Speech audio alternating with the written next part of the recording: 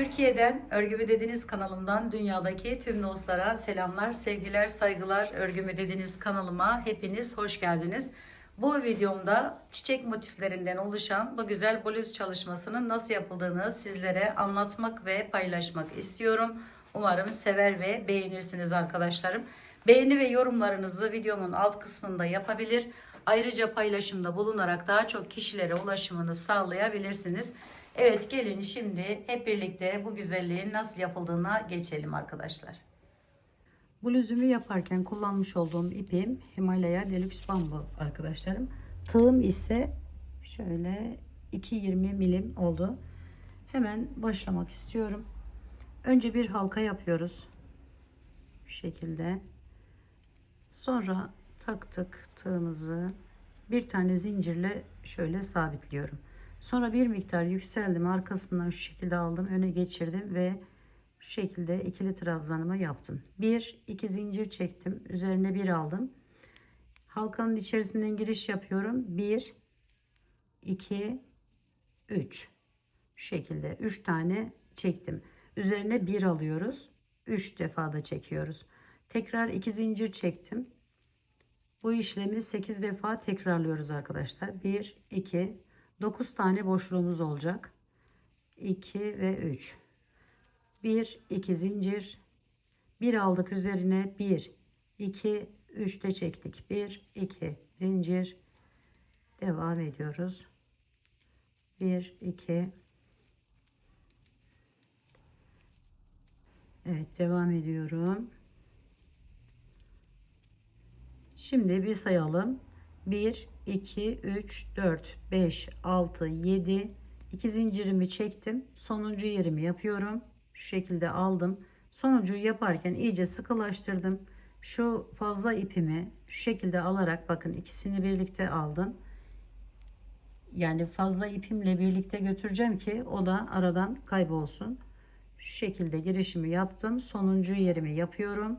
Şöyle ikisini bir araya getirdim ve onunla tamamladım. Bakın, şöyle 2 çektik. Sonra 3'ü çekiyoruz ve 2 tane zincir çekiyoruz. 1 2. Şu fazlalığı da kesebiliriz.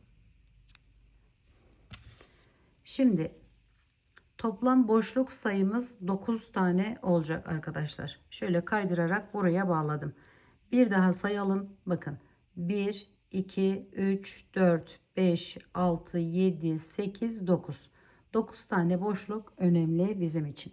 Şimdi buradan 1 2 3 4 5 zincir çektim. Üzerine 2 doladım.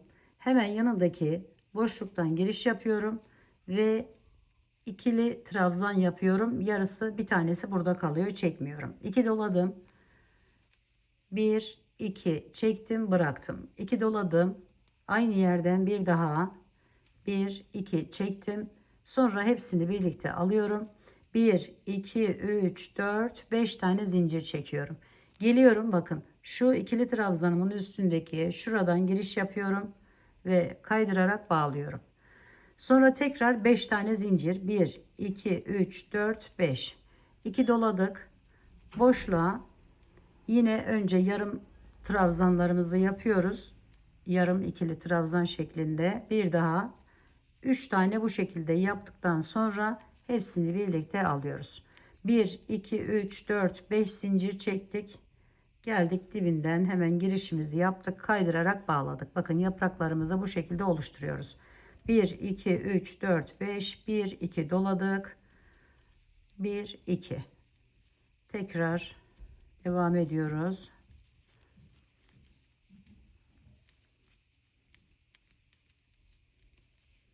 Evet, bu şekilde 9 tane yaprak yapacağız arkadaşlar.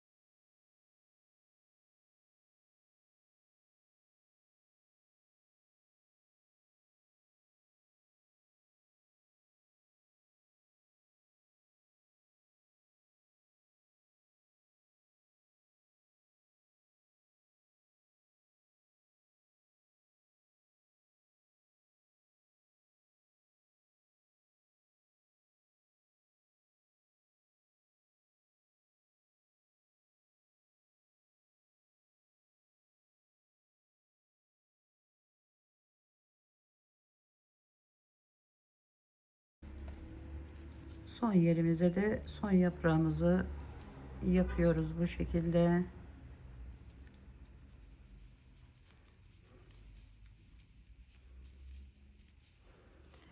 Evet, 1 2 3 4 5 6 7 8 9 tane yaprağımızı tamamladık arkadaşlar.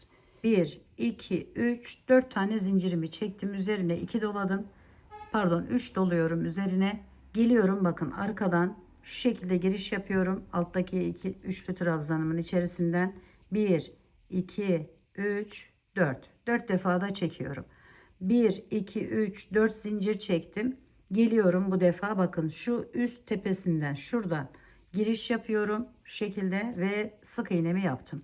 1 2 3 4 zincir, 1 2 3 doladık, geliyoruz, bakın önden de göstereyim, şöyle çıkarttım, hemen arkadan aldım şöyle ve buraya dörtlü trabzanımızı yapıyoruz. Şu şekilde bir görüntü elde edeceğiz. 1 2 3 4 zincir, geldik, hemen üstünden girişimizi yaptık, bağladık. 1 2 3 4 zincir, 1 2 3 tane doladım. Bu şekilde yerlerimizi yaparak tamamlıyoruz. 4 zincir çektik arada, buradan giriş yaptık, bakın görüntümüz bu şekilde. 1 2 3 4 zincir, 1 2 3 doladık, geldik, hemen şuradan girişimizi yaptık ve dörtlü trabzanımızı yapıyoruz. 1 2 3 4 geliyoruz, buradan girişimizi yapıyoruz ve sık iğne ile bağladık.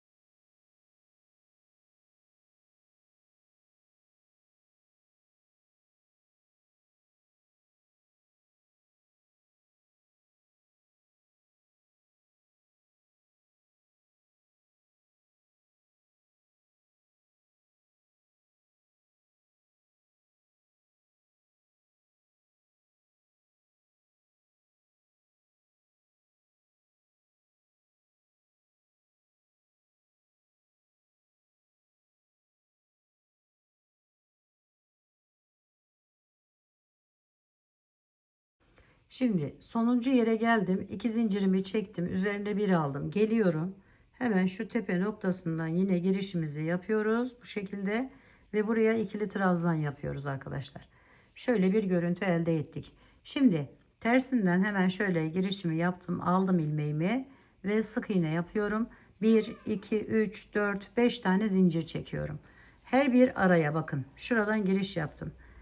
Buraya sık iğne ile bağlıyorum. 1 2 3 4 5, diğerine bu şekilde yerlerimizi hazırlıyoruz. 1 2 3 4 5 zincir, buraya geçtik. 1 2 3 4 5 zincir, araya bakın, hep aralardan şu yaptığımız yerlerden giriş yaparak buralara bu işlemi uyguluyoruz. 1 2 3 4 5.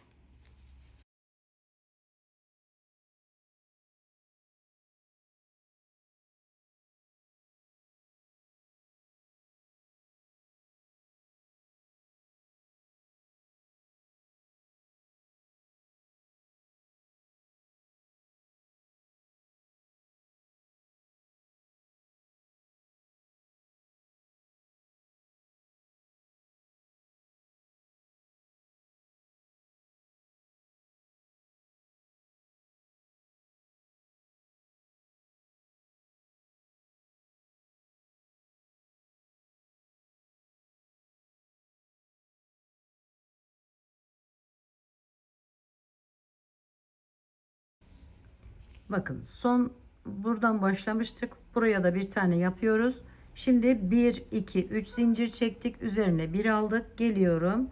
Şuradan hemen şu şekilde girişimi yapıyorum ve buraya bir tane ikili trabzan yapıyorum. Sonra hemen şu şekilde yapıp yine bir tane sık iğne yapıyorum. Sonra üzerine bir aldım. Hemen yanındaki bakın şu boşluktan giriş yapıyorum. Bu şekilde. 1, 2, 3. Üzerine bir alıp 3 defa çekiyoruz. İlk başta yaptığımız gibi. Sonra 1, 2 zincir çektim. Üzerine bir aldım. Bakın bu yapmış olduğumuz üçlü trabzanın içerisinden şu şekilde giriş yapıyoruz. Ve ikili trabzan yapıyoruz bir tane. 1, 2 zincir çekip aynı yerin içerisine tekrar giriş yapıp şu şekilde pırpırımızı yapıyoruz. Üzerine bir aldık. Aynı yere bakın boşluğa giriş yapıyorum. 1, 2, 3. 3 tane yaptım. 1, 2 zincir çektim. Bir aldım üzerine. Giriş yapıyorum. İkili trabzan yapıyorum. 1, 2 zincir çekiyorum. Geliyorum aynı yerin içerisine sık iğne ile bağlıyorum. Bir aldım üzerine. Yine 3 defa da çekiyorum. 1, 2, 3. 1, 2 zincir. Üzerine bir aldım. Buradan giriş yapıyorum. Bir tane ikili trabzan, 1, 2 zincir. İçerisinde giriş yapıp sık iğnemi yaptım. Tekrar devam ediyorum. Toplam 5 tane pırpırımız olacak. 3 tane oldu. 1, 2 zincir. Üzerine bir aldık. İkili trabzanımızı yaptık. 1, 2 zincir. Aynı yere giriş yapıp bir tane sık iğne yapıyoruz. Sonra sonuncuya geçtik. Şöyle bakın 2, 4 oldu. 1, 2 zincir çektik. Beşinciyi de yapıyoruz bu şekilde. Şöyle giriş yaptık. Evet, beşinciyi de tamamladık. Şimdi bunu şu aradaki bakın şuradaki boşluktan giriş yapıp buraya sık iğne ile tutunuyorum. Sonra 7 tane zincir çekiyorum. 1, 2, 3, 4, 5, 6, 7. Bu çok sıkı olmasın arkadaşlarım. Sonra hemen yandaki boşluğa giriş yapıyorum. Bakın buraya. Buradan bir tane sık iğne ile buraya bağlıyorum bunu. Sonra devam ediyorum. Üzerine bir aldım. Yanındaki boşluğa giriş yaptım. Yine üçlü trabzanımı yapıyorum. 1, 2 zincir çektim. Sonra üzerine bir aldım. Bir tane ikili trabzan, 1, 2 zincir. Aynı yere giriş yapıp sık iğne ile bağlıyorum. Birinciyi yaptım. İkinciye geçiyorum. Aynı şekilde üçlü trabzanımı yaptım. 2 zincir. Bir tane üzerine aldık. İkili trabzanımızı yaptık. 2 zincirimizi çektik ve aşağıya inip bağladık. Sonra üçüncüye geçip aynı işlemi uyguluyoruz. 2 zincirimizi çektik, girdik içerisine ve bağladık sık iğne ile. 3 tane yaptık. Şimdi dördüncüye geçtik. Aynı şekilde onu da yapıyoruz. 2 zincir bağladık ve beşinciye geçtik. 2, 4, 1, 2 zincir, tekrar 2 zincir içerisine giriş yapıyoruz ve sık iğne ile bağladık. Sonra bakın yanındaki yerden giriş yaptık. Buraya sık iğne ile bağladık. 1, 2, 3, 4, 5, 6, 7 zincir çektik. Geldik buraya bağladık. Şimdi bunlardan arkadaşlarım bakın 2 tanesini yaptık. Bu etrafına 6 tane toplamda yer yapacağız. Evet, aynı şekilde devam edelim. Önce üçlü trabzan, 2 zincir. Üçlü trabzanımızın hemen arkasından alıp ikili trabzan, 1, 2 zincir. Hemen aynı şekilde bakın girişi yapıp sık iğne. Evet, bu şekilde tamamlayalım arkadaşlarım burayı, bu sırayı. Bu bitiş sıramız, aynı zamanda ekleme işlemini de yapacağız. Bunu tamamen bitirdikten sonra ben sizlere nasıl ekleme yapacağımızı göstereceğim arkadaşlarım inşallah.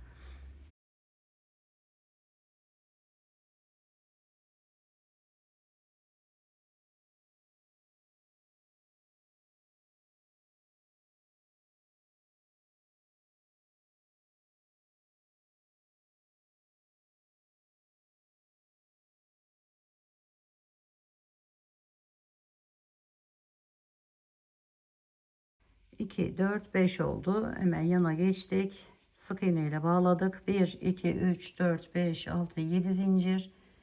Buradan giriş yaparak buraya bağladık. Sonra üzerine bir alıp yine bu işlemi yapıyoruz. Evet. Böyle devam edelim.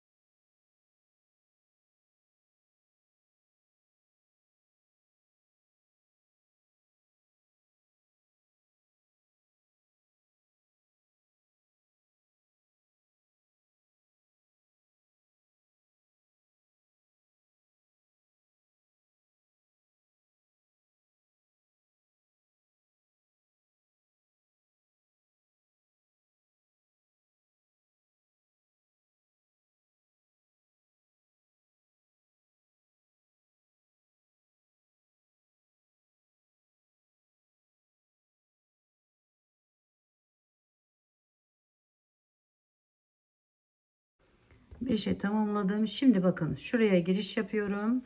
Şöyle hemen yanında bir tane yerimiz kaldı zaten. Sonra 7 zincir çekiyorum. 1, 2, 3, 4, 5, 6, 7. Geliyorum bunu şuradan giriş yapıyorum. Şöyle kaydırarak bağladım. Tersini çevirip bir tane sıkı bir şekilde zincir çekiyorum. Ve motifimi tamamlamış oluyorum arkadaşlar. Şöyle göstereyim.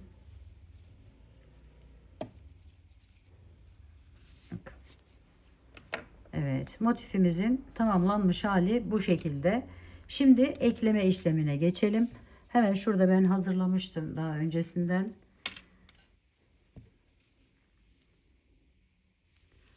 Şurada arkadaşlarım bakın.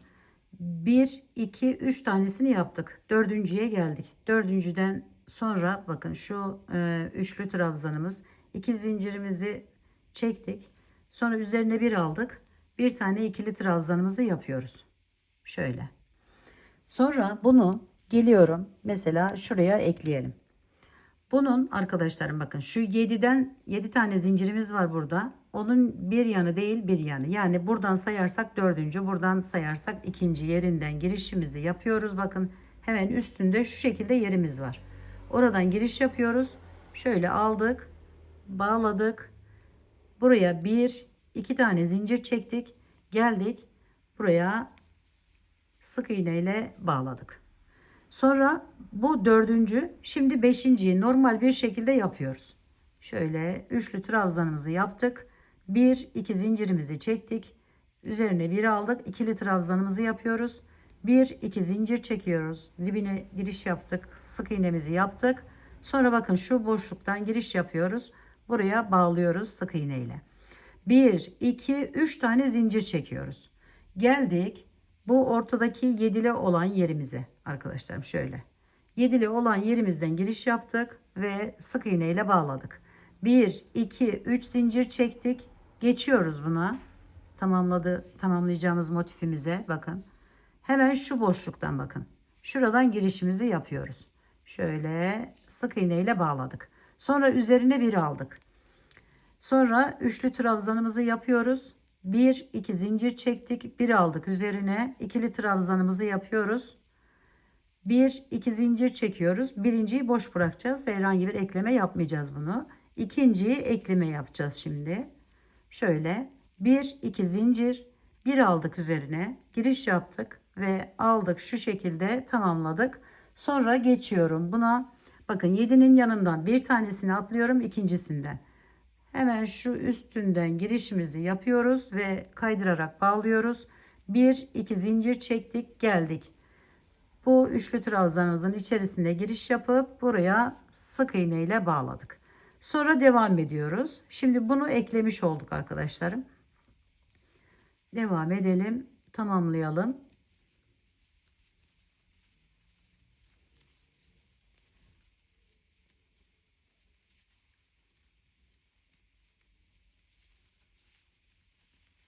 İki, dört, beşinciyi de yapalım.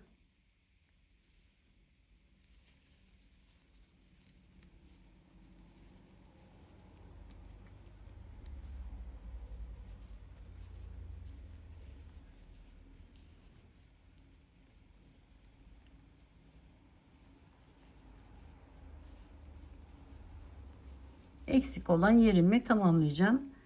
2 zincirimi çektim.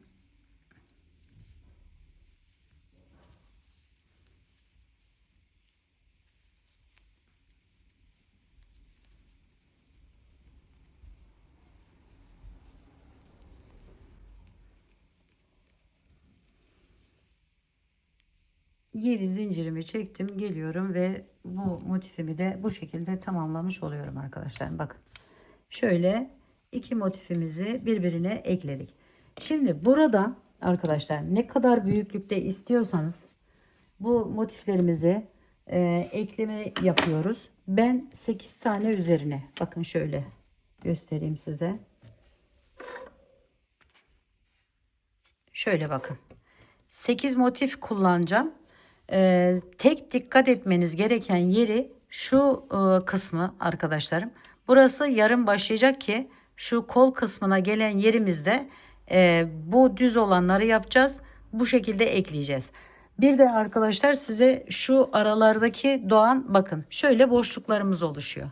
Şu şekilde. Bu boşluklara bu motifleri ekleyerek devam ediyoruz. Şundan göstereyim size. Bakın mesela şu doğan şöyle ekledik, devam ettik, geldik. Arada bakın zigzaglı bir şekilde görüntümüz oluyor. Buradan daha net görünecek galiba. Şöyle göstereyim. Evet. Şu ara boşluklara tamamlayarak sırayı ilerletiyoruz. Burası tam anlaşılsın diye sizlere böyle daha bitirmeden göstermek istedim. Bu ön bilgiyi verdikten sonra arkadaşlar bakın. Şimdi yine dördüncü, hep dördüncüleri bağlıyoruz. Şöyle 2, 3, dördüncüye geldim. Buraya yine ikili trabzanımı yapıyorum. Şunun arkadaşlar şöyle bakın. Şuradan başlıyoruz. Şuradan. Buradan alıyorum. Bu boşluk oluşuyor. Şöyle aralarda. Bu boşluklara da bu motifimizi ekleyeceğiz. Onu da bu şekilde yapacağız. Bakın. Şunu aldım. Bu yine tepesinden giriş yapıyorum. Bu 7 aradaki boşluk olan yere yakın yerden. 1 2 zincirimi çektim. Şöyle motifimi içerisine tekrar üçlü trabzanımın giriş yapıp sık iğnemi yaptım. Sonra üzerine bir aldım. Üçlü trabzanımı yapıyorum. 1 2 zincir çektim. Üzerine bir aldım. Sonra 1 2 zincir çekiyorum ve şu şekilde giriş yaparak sık iğnemi bağladım buraya. Bakın 2 4 5 tane oldu.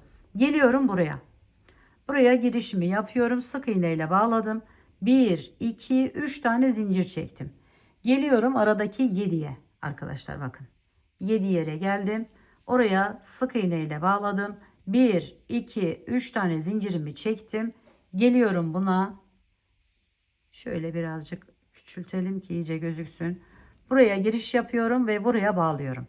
Sonra birinciyi normal bir şekilde yapıyorum. Üçlü trabzanımı yaptım. 2 tane zincirimi çektim. Üzerine bir aldım.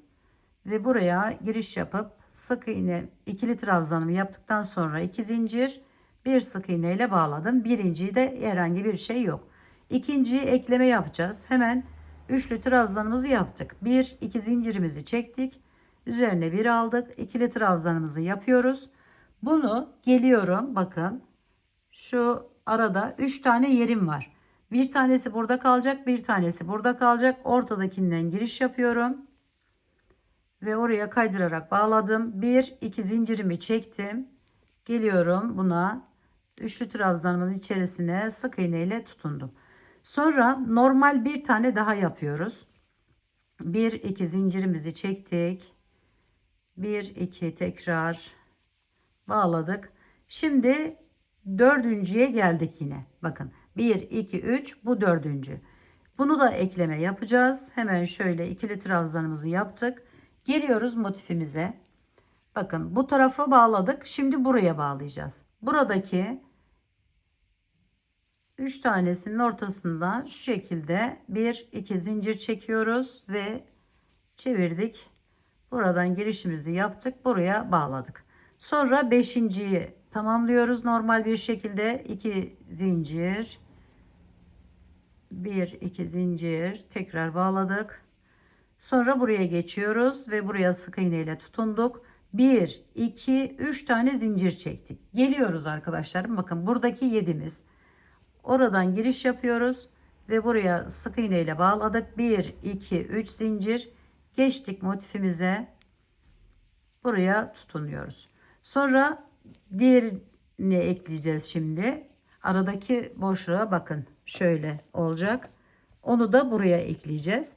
Hemen onu da yapalım. Şöyle 2 1 2 zincirden sonra ilkini normal yapıyoruz her zaman. Şimdi ikinciyi bağlayacağız diğerine. 1 2 zincir ikili trabzanımızı yaptık. Geldik. Bir tanesini atladık aradan. Buradan giriş yapıyoruz ve buraya bunu bağlıyoruz. 1 2 zincir çekip dönüp motifimizi artık tamamlıyoruz. Herhangi bir yere bağlama işlemi yapmadan. Evet şöyle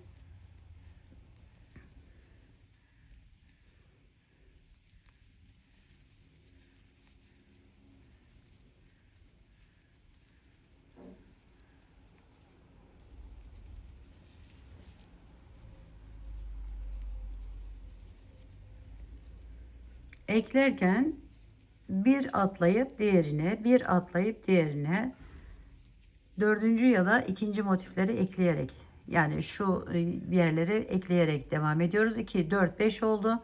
Hemen geçiyorum. 1, 2, 3, 4, 5, 6, 7 ve motifimi bu şekilde burayı da tamamlıyorum. Evet, görüntümüz bakın şöyle bu hale geliyor. Evet arkadaşlarım, bu motifimizi de buraya bu şekilde eklememizi yaparak devam edeceğiz. Şimdi ben sizlere en önemli yeri, kolu arkadaşlarım, kol kısmını nasıl yapacağız? Bunu dediğim gibi önce 2 2 yapıyoruz şöyle, yani ekleyerek devam ediyoruz. Bana 8 tane yettiği için ben 8 tane motif kullandım. Şöyle göstereyim bakın. 1 2 3 4 5 6 7 8. Evet, 8 taneyi ben kullandım. Şimdi katladığım zaman bakın ilk motifleri şu şekilde yarım olacak. İkincisi düz. Yeri denk gelecek. Üçüncüsü yine yarım. Bu boyunu dilediğiniz kadar uzatabilirsiniz.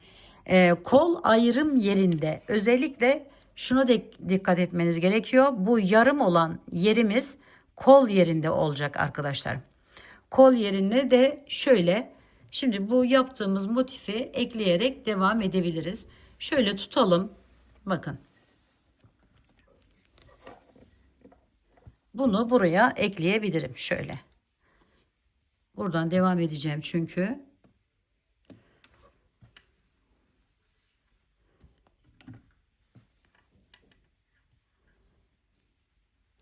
Şunun yine dördüncüsüne kadar söküyorum. 1, 2, 3, 4. Dördüncü pırpırımı geldim. İkili trabzanımı yaptım. Şöyle. Bunu getiriyorum. Bakın şunun buraya arkadaşlarım. İkiye katlı olan motifimin şurası. Bakın şurası. Buradan tutunuyorum. Bunu buraya ekliyorum. Şöyle kaydırarak bağladım. 1 2 zincirimi çektim. Bu motifi, bakın şu motifi buraya oturtacağım. Şöyle. Şimdi buraya oturtmuştum. Onu sizlere göstermek amaçlı. Şimdi de buraya ekleyeceğim. Kola devam edeceğim çünkü. Bu da üst tarafa gelmiş olacak. Evet, şimdi bunu da aldım. Sık iğnemi yaptım. Sonra normal olan pırpırımı yapıyorum. Şöyle biraz yaklaştıralım. 1 2, evet. Devam edelim. 2 zincir. Devam edelim. 1 2 3 zincir. Geldik buraya bağladık. 1 2 3 zincir. Aşağıya indik. Birinciyi yine boş bırakıyorum bakın. 1 2, yani herhangi bir bağlama yapmıyoruz birincide. Sonra ikinciye geçtim. 1 2 zincirimi çektikten sonra yine bakın geliyorum şuradaki ortadaki yere, oraya ekliyorum.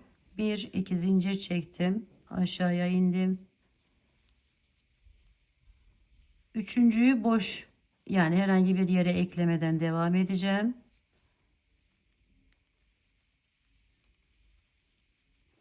Dördüncüyü yine ekleme yapacağız arkadaşlar. Onu da buraya ekliyoruz bakın. Şuraya.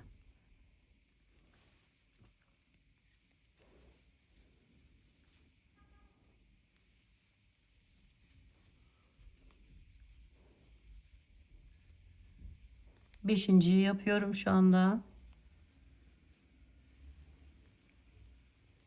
Ve getirip buraya bağlıyorum. 1 2 3 zincir çektim. Şu bir önceki motifin bakın fazla ipi. Onu hemen şöyle şu şekilde alıyorum. Onu da göstermiş olalım. Şöyle sık iğne ile bağladım. Sonra bununla şöyle 3 tane zincir çekiyorum. Aradan götürmüş oluyorum. Sonra çevireyim bakın şöyle. Buraya geçtim. Sık iğne ile bağladım. Sonra birinciyi normal yapıyorum yine.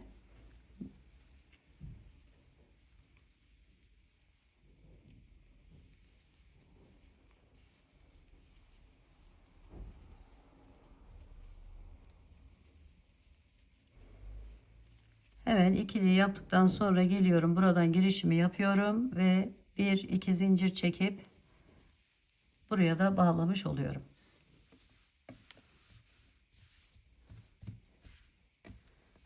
Bakın şu şekilde. Şimdi bunu tamamlayalım, daha net gözüksün. Evet arkadaşlar, buradan devam ediyorum şimdi.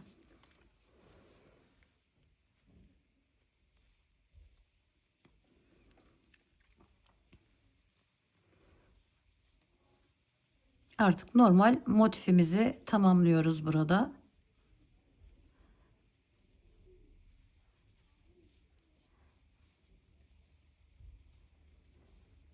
İki, dört, bu beşinci yerimiz.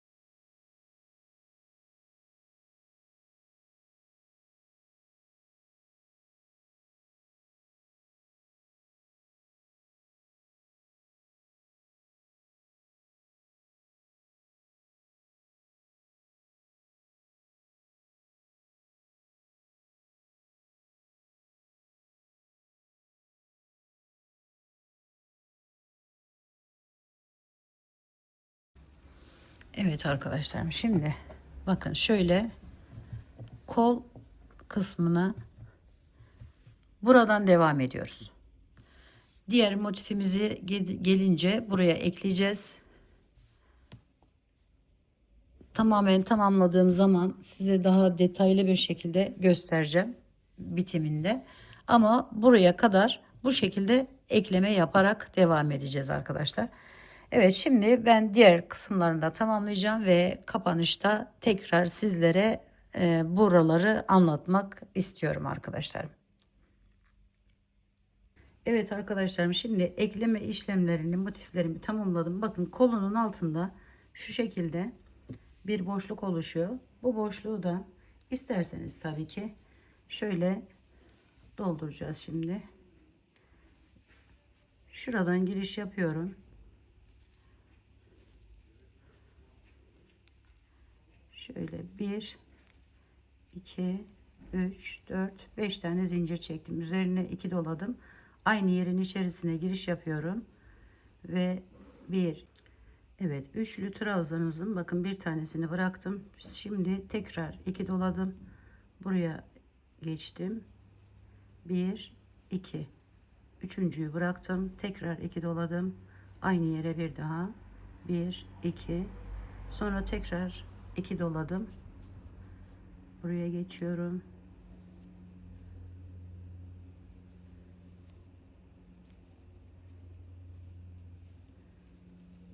Son olan yerden de aldım ve buraya da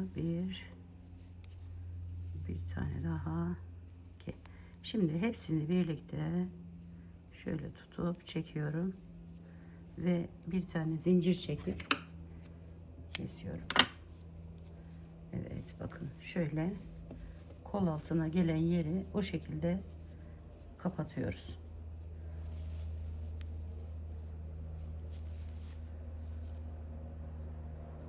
Bu ipimizi de şöyle saklayalım.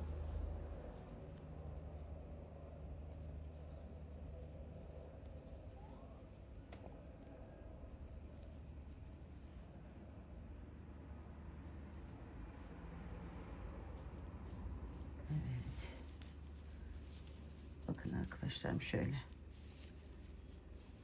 Sadece koltuk altında oluşan bu boşluğu da bu şekilde tamamlıyoruz. Şimdi biraz da sizlere kaç tane motifi nereye nasıl eklediğimi göstermek istiyorum. Evet arkadaşlarım, bakın bluzumuzu şöyle göstereyim sizlere. Tamamladık. Şimdi daha önce de söylemiştim ama 8 tane olarak başladım. Büyüklüğünü ne kadar istiyorsanız bu motif sayılarını ilk sırada bu şekilde yapmanız gerekiyor arkadaşlar. 9 olur, 10 olur, 11, 12, yani bunu burada ayarlamanız gerekiyor. Özellikle şunu belirtmek isterim. Buraya ilk sıramızdaki bu koltuk altına gelecek olan motifimiz, bakın şöyle yarım motif olması gerekiyor. Evet, bakın yarım. Daha sonraki tam, aradan doğan az önce gördüğünüz boşlukları ikinci sırada tamamlıyoruz. Bir yuvarlak haline getiriyoruz. Yani önü arkayı hep birlikte devam ediyoruz arkadaşlar. Şöyle uzaktan göstereyim size. Bakın. Önü arkayı birlikte devam ediyoruz. İkinci sırada yine aynı şekilde bakın. 4 tane motifimiz var. Arkada da aynı şekilde 4 tane bir yuvarlak oluşturduk. Üçüncü sırada bu defa bakın yarım olan, yarımla başlayıp yarımla bitirmemiz gerekiyor. Kol yerine kadar. Yani bunu 4 sıra, 5 sıra, 6 sıra da yapabilirsiniz. Burada 3 sıra yaptım ben. Crop bir şekilde olduğu için 3 sıra. Bakın 1, 2, 3 sıra. Burayı da yarım olması gerekiyor koltuk altına gelen yerin. Çift olursa olmaz tabi. Hani sayımız tek olması gerekiyor. 3, 5, 7 bu şekilde büyütebilirsiniz. Yani boyunu uzatabilirsiniz arkadaşlar. Şimdi 3. sırayı bu şekilde tamamladıktan sonra hemen 4. sıraya ve kol yerine geçiyoruz. Şimdi yine doğan boşluklara bakın. Burada normal 4 tane motifimizi yaptık. Sonra hemen bunun yanına arkadaşlar devam ediyoruz. Bir tane bakın şöyle yarım bir şekilde yapıyoruz. Önden ya da arkadan devam edebilirsiniz. Yarımı yaptık, bıraktık. Sonra bir üst sıraya geçiyoruz ve burayı yapıyoruz bakın. Şu 1, 2, 3. Arada 2 tane motifimiz, bakın şu 2 motifimiz boşta kalıyor. Buraya ekleme yapmıyoruz. Bu yarımı yaptıktan sonra burada doğan boşluğa bir tane yapın. Sonra bunu yapın. En son kol ucunu yapın arkadaşlarım. Kol uçtaki motiflerinizi yapın. Buradan olanlara ise bakın tekrar yine aynı şekilde 2 tane motifi yapıyoruz. Bunun yarısı önde, yarısı arkada kalıyor. Şöyle göstereyim. Bakın yarım bir şekilde duruyor buradaki motifimiz. Evet, arkası da aynı şekilde 4 tane yaptık. 4 taneden şu yaka oyuntusu oluşturmak için buraya ön tarafına herhangi bir motif eklemiyoruz. Arkaya bir tane motif ekliyoruz. Bu arkayı kapatsın diye arkadaşlar. Aynı şekilde bu kolu da tamamlıyoruz.